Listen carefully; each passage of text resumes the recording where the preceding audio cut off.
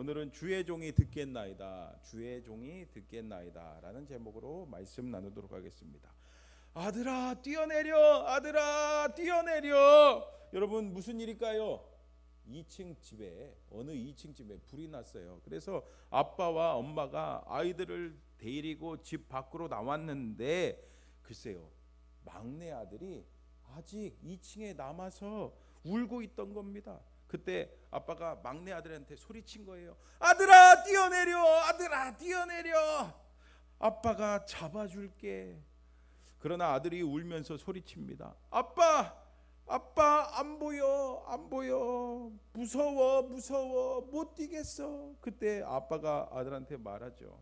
알아, 네 눈에 내가 안 보이는 것 같아. 보여도 아빠는 너를 다 볼 수가 있어. 뛰어내려, 걱정하지 마, 뛰어내려, 아빠가 잡아줄게. 아들은 아빠를 볼 수 없지만 아빠는 아들을 지금 볼 수가 있는 겁니다. 그래서 아들이 그 아빠의 말을 믿고 뛰어내렸습니다. 그래서 그날 집은 다 불탔지만 아들은 안전하게 구조될 수 있었대요. 여러분 우리도 마찬가지 아닙니까? 하나님께서는 우리와 함께 하신 줄 믿습니다. 하나님께서 우리를 지금도 항상 보고 계십니다. 그리고 무엇보다 우리에게 말씀하시는 분입니다. 오늘 아빠가 아들에게 아들아 뛰어내려, 아빠가 잡아줄게 라고 말한 것처럼 우리에게 꼭 필요한 말씀을 계속해서 우리에게 하시는 분이 하나님이십니다. 그래서 우리의 삶을 인도하십니다. 그러나 때때로 우리는 당장 하나님께서 우리 눈에 보이지 않기 때문에 이 하나님의 음성을, 말씀을 무시하면서 살아갈 때가 얼마나 많이 있습니까?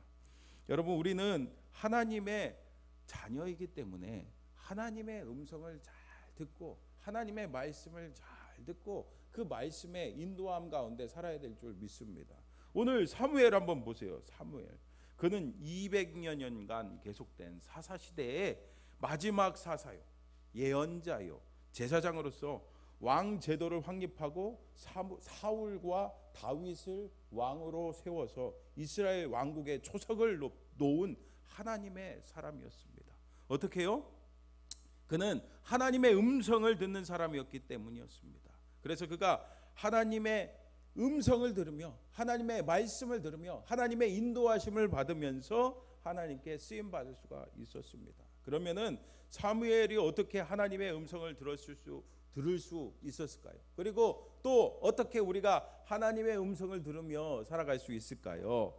첫 번째로 하나님께 늘 가까이 해야 됩니다. 한번 따라해 볼까요? 하나님을 가까이 합시다. 시작. 뭐 당연한 말씀이라고 생각할 수가 있겠죠. 하나님을 가까이 해야지 하나님의 음성을 듣는 거 아니겠습니까? 우리 인간관계도 그렇잖아요. 가까이 해야지 그 사람의 말을 잘 들을 수 있고 이해할 수 있는 것처럼 우리의 영적인 귀가 하나님을 향해 열려 있어야지 하나님의 음성을 잘 들을 수가 있습니다. 달리 말하면요, 하나님과의 바른 관계 가운데 우리가 살아야 합니다. 오늘 1절 말씀 같이 읽어볼까요? 1절 시작. 아이 사무엘이 엘리 앞에서 여호와를 섬길 때에는 여호와의 말씀이 희귀하여 이상이 흔히 보이지 않았더라. 아멘. 여기서 사무엘을 뭐라고 표현합니까? 아이래요. 요세푸스라는 역사학자는 이 당시에 대략 사무엘의 나이가 12살쯤 됐다고 합니다. 이때 사무엘은 엘리 밑에서 제사장으로서의 훈련을 지금 받고 있으면서 하나님을 섬기고 있었습니다. 근데 그때에는요, 하나님의 말씀이 희귀하고 이상이 흔히 보이지 않았다고 이렇게 기록되어 있습니다.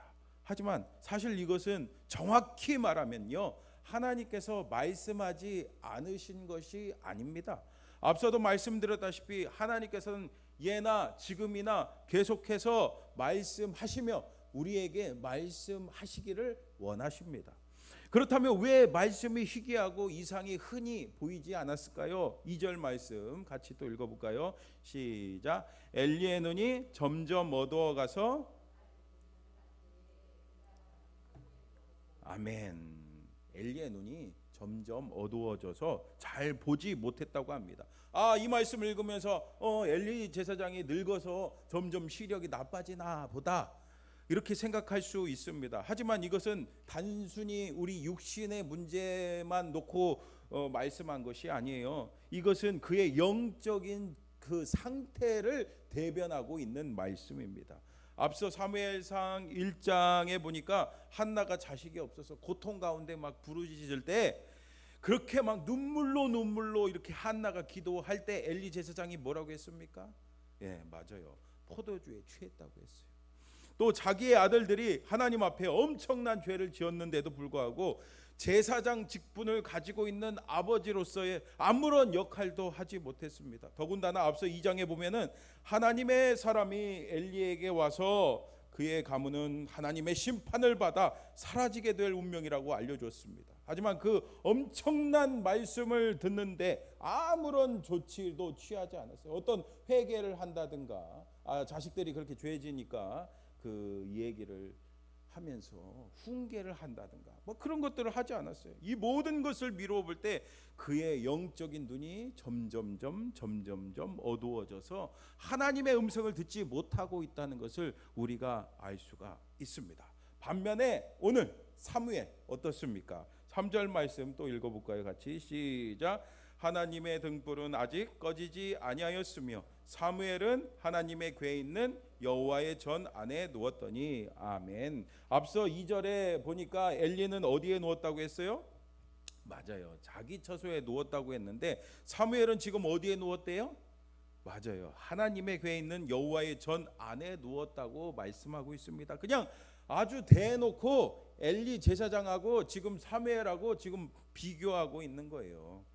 그리고 하나님의 등불은 아직 꺼지지 않았다고 말씀하고 있습니다. 이것은요, 사무엘이 잘하고 있다, 칭찬하고 있는 말씀이에요. 왜냐하면은 본래 제사장은 성소에서 자면서 저녁부터 아침까지 이 등불이 꺼지지 않도록 등불을 잘 돌보아야만 하는 의무를 가지고 있었기 때문이에요. 출애굽기 27장 21절 말씀 보니까 아론과 그의 아들들로 회막안 증거궤 앞 휘장 밖에서 저녁부터 아침까지 항상 여호와 앞에 그 등불을 보살피게 하라, 이렇게 말씀하고 있거든요. 그러니까 사무엘이 성소 법궤 옆에서 자는 이유를 여러분 아시겠죠?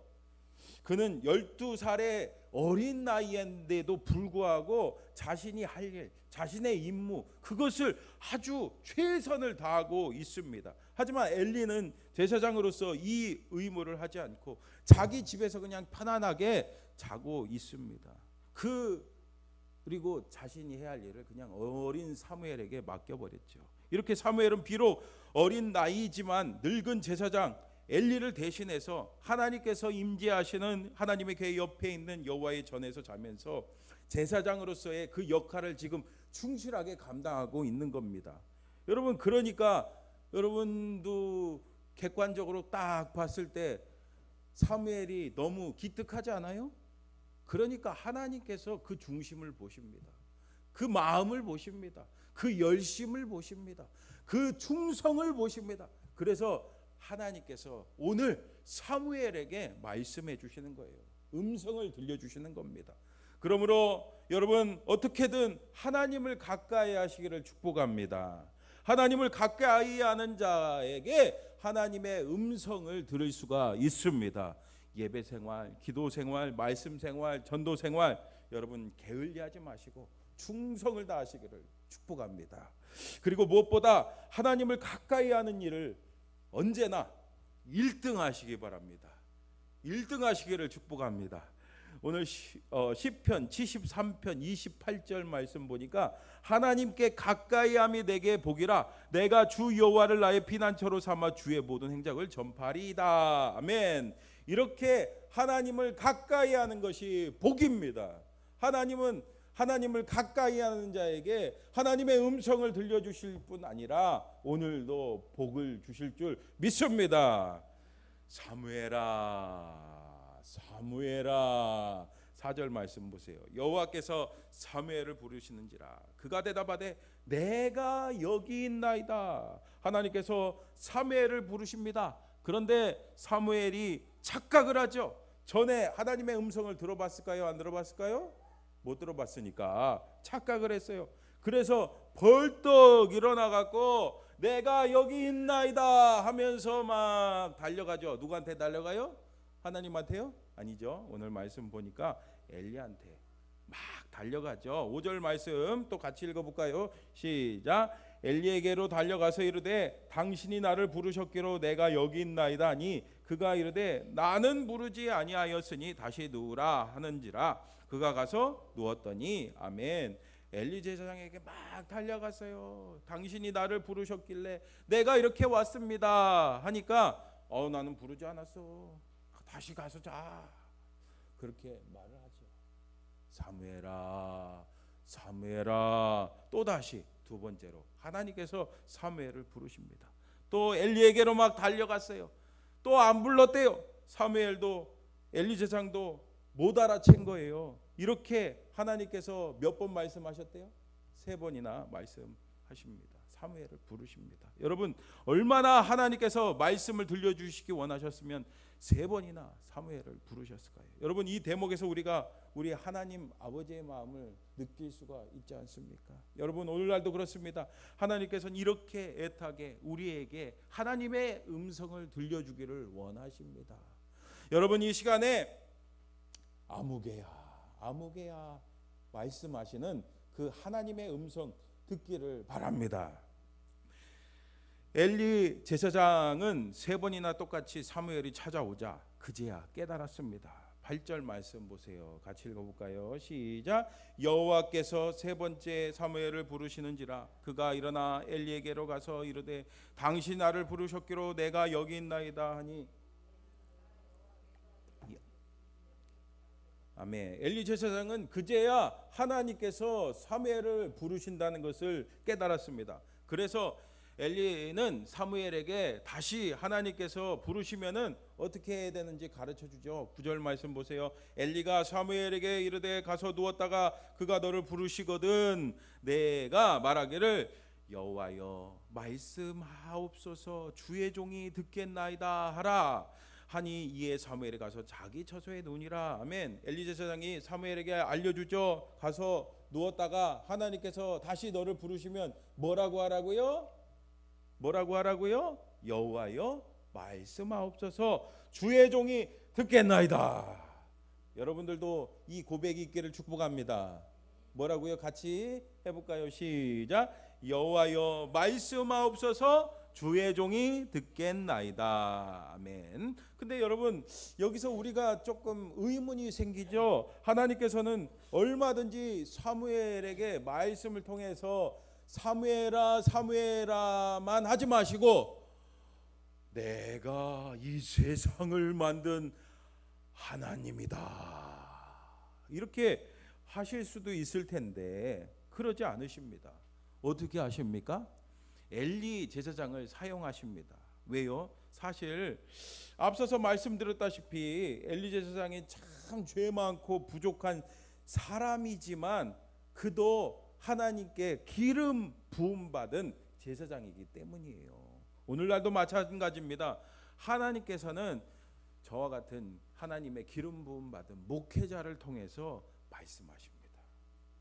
반도체 검사 장비인 테스트 핸들러라는 그 장비가 있는데 그것을 국산화해서 크게 번창한 국내 대표적인 벤처 기업인 미래산업 정문술 회장님이라는 분이 계세요. 그는 하나님께서 많이 복을 주시고 축복해 주셔서 몇 년 전에는 카이스트에 515억을 기부할 정도로 좋은 일을 많이 한 분입니다. 하지만 처음부터 그의 인생은 승승장구하지 않았어요. 1980년 5월에 18년간 다녔던 중앙정보부, 여러분 중앙정보부 아시죠? 거기서 해고된 뒤에 3년간 무엇을 할까 고민하다가 어떤 사업을 했는데 사업이 안 돼도 너무 안 됐어요. 그 당시에 18억이란 빚을 지게 됐습니다. 여러분 별로 크게 놀라시지 않으지만 1983년에 여러분 1983년에 18억은요 어마어마한 돈입니다. 그래서 아무런 희망도 소망도 없이 나 이제 죽어야 되겠다. 너무 괴로웠어. 인생 살아가는 게. 계속 이 빛, 독촉에 얼마나 시달리겠습니까? 그래서 가족들과 함께 다 함께 죽으려고 마음을 먹었습니다. 어떻게 죽을까? 이렇게 죽을까? 저렇게 죽을까? 고민을 하는데 그 당시에 고등학교 2학년인 딸이 있었어요. 근데 그 딸이 이렇게 말합니다. 아빠, 압구정동에 있는 교회 목사님이 설교를 엄청 잘하신대. 우리 같이 한번 가봅시다. 그 딸이 그렇게 말을 하는 겁니다. 그래서 죽기 전에 그 얼마나 잘하는지 궁금하기도 하고 해서 그 소망교회 아시죠? 압구정 소망교회 거기를 갔대요. 그런데 그날 설교 주제가 뭐였냐? 욥의 고난, 욥의 고난에 대한 것입니다. 여러분 욥 아시죠? 욥은 가족과 재물을 다 잃고 질병까지 걸려서 막 힘든 가운데 있었지만 끝내 그 마귀의 시험에 넘어가지 않았죠. 곽선희 목사님이 설교를 하는데 이렇게 했습니다. 하나님께서 욥에게 준 고난은 미워서 죗값으로 준 것이 아닙니다. 그를 정금과 같이 단련시켜 사용하기 위해서 준 은사였습니다. 이렇게 설교를 했는데 이분이 그 자리에서 은혜를 받았어요. 꼭 어떻게 하면은 나에 대해서 잘하는지 나에게 꼭 하시는 말씀같이 와 닿았습니다. 그래서 그 순간부터 새롭게 마음을 먹고 내가 잘 살아봐야 되겠다. 다시 살아봐야 되겠다. 다시 열심히 다해봐야 되겠다 하면서 하나님을 믿고 열심히 신앙생활을 하면서 다시 사업을 시작했습니다. 그래서 이렇게 놀라운 성공을 이룰 수가 있었어요. 하나님께서 도와주신 거죠. 여러분 이렇게 하나님께서 다양한 방법으로 다양한 통로로 말씀하시는데 그 중에 한 가지 방법이 뭐라고요? 하나님께서 쓰시는 저와 같은 목회자, 사역자를 통해서 말씀하신다는 것을 여러분 알아야 됩니다. 그런데 여러분 이렇게 하나님의 사람을 통해서 말씀하신다는 것을 우리가 어떻게 알았어요? 오늘 이 엘리 제사장을처럼 성경을 통해서 우리가 알 수 있잖아요. 그렇죠? 그래서 두 번째로 우리가 하나님의 음성을 잘 듣기 위해서는요, 하나님께서 기록하신 성경 말씀을 늘 가까이 해야 됩니다. 성경 말씀을 통해서 분별할 수가 있어야 됩니다. 요즘 우리가 살고 있는 이 세상에는요, 정보가 얼마나 넘쳐납니까? 요즘에 유튜브 많이 보시죠, 여러분? 유튜브로 신앙 영상도 좀 보시나요? 안 보시나요? 유튜브로 제 설교만 보시나요? 네. 거기 보면요, 이단 사입이 엄청 많아요. 요즘에 JMS가 난리잖아요. 제가 그래서 검색해봤습니다. JMS 검색을 해봤습니다. 처음에 들어보니까 그럴듯해요. 그래서 우리가 성경을 잘 알아야 됩니다. 성경으로 분별할 수가 있어야 됩니다. 성경을 통해서 하시는 말씀을 잘 듣기를 바랍니다. 계속해서 하나님께서 네 번째로 다시 사무엘을 부르시죠. 10절 말씀 같이 읽어볼까요? 10절 말씀 시작. 여호와께서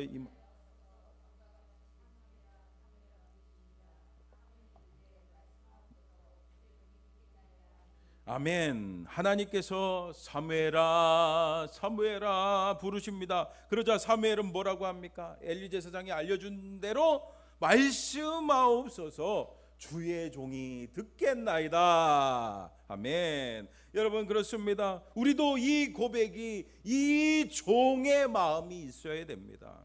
여러분 종이 어떤 존재인지 아시죠? 주인이 이렇게 해라 저렇게 해라 그러면 그대로 토 안 달고 순종하는 겁니다. 그대로 따르고 순종하는 것이 바로 종의 역할입니다. 그래서 마지막으로 세 번째 우리가 하나님의 음성을 잘 들으려면은요, 어떤 말씀이라도 잘 듣고 그대로 순종할 수가 있어야 됩니다. 그렇다면 여호와 하나님께서 사무엘에게 들려주신 말씀의 내용이 뭡니까? 11절에서 14절 말씀에 쭉 나오죠. 제가 읽어볼게요. 여호와께서 사무엘에게 이르시되 보라 내가 이스라엘 중에 한 일을 행하리니 그것을 듣는 자마다 두 귀가 울리리라. 내가 엘리의 집에 대하여 말한 것을 처음부터 끝까지 그날에 그에게 다 이루리라. 내가 그의 집을 영원토록 심판하시겠다고 그에게 말한 것은 그가 아는 죄악 때문이니 이는 그가 자기의 아들들이 저주를 자청하되 금하지 아니하였음이니라. 그러므로 내가 엘리의 집에 대하여 맹세하기를 엘리 집의 죄악은 제물로나 예물로나 영원히 속죄함을 받지 못하리라 하였노라 하셨더라. 아멘. 무슨 말입니까? 엘리의 아들들이 저주를 자청하는 죄를 졌는데도 불구하고 엘리가 이 아들들을 금하지 않았기 때문에 하나님께서 그들을 심판하시겠다는 겁니다. 얼마나 심판이 중한지 제물로나 예물로나 영원히 속죄함을 받지 않을 거라고까지 말씀하십니다. 사무엘이 이 하나님의 말씀을 들었을 때 여러분 12살 사무엘 입장에서 봤을 때 이게 얼마나 떨리는 일이겠습니까? 얼마나 두려운 일이겠습니까? 그래서 오늘 15절 하반절의 말씀 보니까 그는 두려웠습니다. 막 가슴이 벌렁벌렁했습니다. 하지만 그는 어떻게 합니까? 18절 말씀 같이 또 읽어볼까요? 시작. 사무엘이 그것을 그에게 자세히 말하고 조금도 숨기지 아니하니 그가 이르되 이는 여호와이시니 선하신 대로 하실 것이니라 아니라. 아멘. 엘리가 낌새를 알아채고 사무엘에게 하나님께서 말씀하신 것을 숨기지 말고 말하라고 했습니다. 엘리 제사장 앞에서 그는 떨렸을 겁니다. 앞서도 사무엘이 엘리 제사장이 부르자 내가 여기 있나이다, 내가 여기 있나이다 하면서 막 뛰어갔잖아요. 하지만 그는 하나님의 말씀을 그대로 숨기지 않고 다 선포했습니다. 얼마든지 스스로 판단해서 조금 바꿔서 좀 좋게 좀 바꾸거나 숨길 수도 있을 텐데도 불구하고 그는 하나님 말씀하신 대로 그대로 다 선포했습니다. 말 그대로 하나님의 말씀을 그대로 순종했습니다. 전도 유망한 한 남자가 있었어요. 미국에 있는 명문대학 펜실베니아 대학교 건축학과를 졸업한 32살의 청년이었습니다. 그는 미국 유명 건축 설계 회사의 임원이었습니다. 그리고 예쁜 아내와 어린 두 딸을 두고 있었습니다. 그런데 1991년 가을 어느 날이었습니다. 뉴욕으로 가는 고속도로 위에서 그 남자가 갑자기 의식을 잃고 말았습니다. 심장이 막 뛰더니 호흡곤란이 찾아왔습니다. 심실빈맥증입니다. 저도 잘 모르겠는데 이런 병이 있나 봐요. 심실빈맥증이었어요. 필라델피아 한인사회에 자랑했던 32살 먹은 이 청년이 그날 이후로 정말 천국 같은 삶에서 지옥으로 떨어졌습니다. 이 청년이 누구냐면은 미국 동부의 메이저 주차장 건축 설계 회사 티마스라는 회사의 대표인 하형록 회장님입니다. 그는 6개월간 병원 생활하면서 그때 비로소 생명의 주인이 하나님이시라는 것을 깨닫게 됐습니다. 사실 그 회장님의 아버지는 목사님이셨거든요. 그래서 나름 모태신앙이었습니다. 주일이면 예배도 드리는 등 겉으로는 신앙인처럼 아주 보였습니다. 하지만 바쁘다는 핑계로 이민 와서 성공해야 된다는 핑계로 제대로 신앙생활을 하지 않았습니다. 그래서 목사의 아들인데도 불구하고 32살 먹는 동안 성경을 일독도 안 했대요. 한 번도 읽지 않았어요. 그리고 살아계신 그 하나님을 인격적으로 만나는 경험도 없었습니다. 일단 긴급 수술을 해서 심장 조율기를 몸에 이식했습니다. 근데 이것으로 완전한 치료가 되지 않는데요. 완전히 치료가 되려면은 자신의 몸에 맞는 심장을 찾아서 심장 이식 수술을 받아야 한다고 합니다.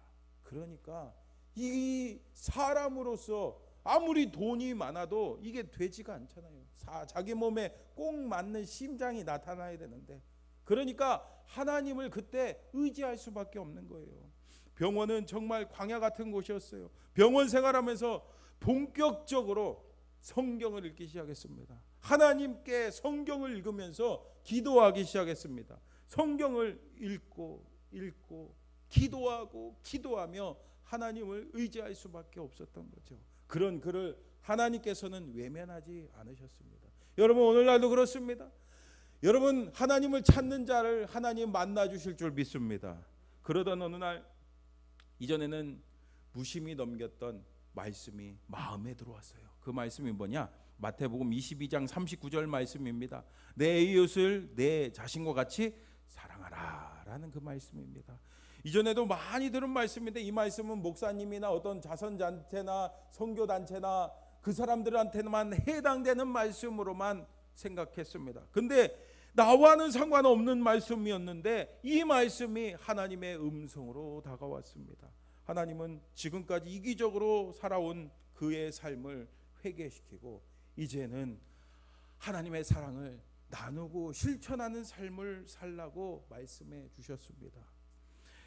그렇게 시간이 지나서 2년 뒤 심장 이식을 기다리던 그에게 꼭 맞는 심장이 나타났다고 병원에서 연락이 왔어요. 그래서 병원에 입원해서 수술을 기다리는데 의사가 병실에 와서 딱 맞는 심장이라면서 당장 수술해야 된다고 합니다. 그리고 병실 문을 나가면서 이렇게 말하는 거예요. 옆방에 있는 여자는 이틀이면 죽어요. 그녀가 기다리는 심장이 당신 것과 똑같아요. 당신은 행운아예요. 그 말을 듣자 이 하형록 회장님은 나가는 의사에게 물었습니다. 그 여자가 확실히 죽나요? 그 여자가 확실히 죽나요? 나는 그러면은 며칠 더 살 수 있나요?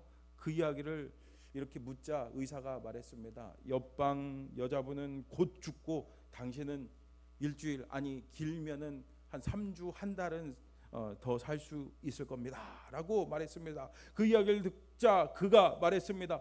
이 심장을 그 여자에게 주세요. 이 심장을 그 여자에게 주세요.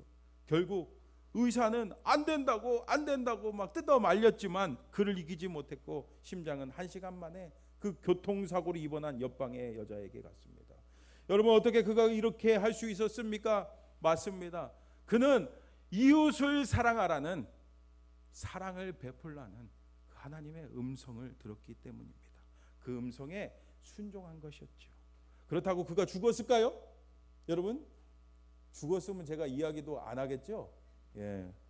그는요, 하나님께서 순종하셨기 때문에 그 순종을 기뻐 받아 주셔서 또 다른 기적을 베풀어 주셨어요.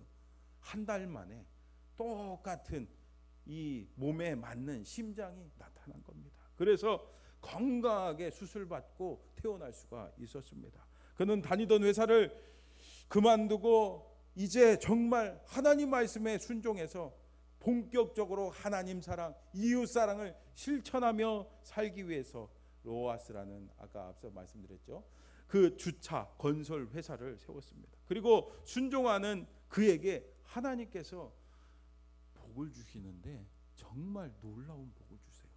회사가 날로 번창하는 겁니다. 날로 번창해서 많은 물질을 주셨어요. 그 물질로 이웃사랑을 많이 할 수 있도록 인도해 주셨습니다. 이뿐이 아닙니다. 하나님께서는 그를 미국 연방정부의 건축 관련 최고 의결 자문기관인 미국 국립건축과학원 종신직 이사가 될 수 있도록 인도해 주셨습니다. 여러분, 별로 이렇게 미국이라 안 와닿지만 이게 엄청난 거예요. 미국에 여러분 가보셨습니까? 안 가보셨나 보네. 저도 안 가봤는데 가보고 싶어요. 미국에 가면 엄청 높은 빌딩이 있잖아요.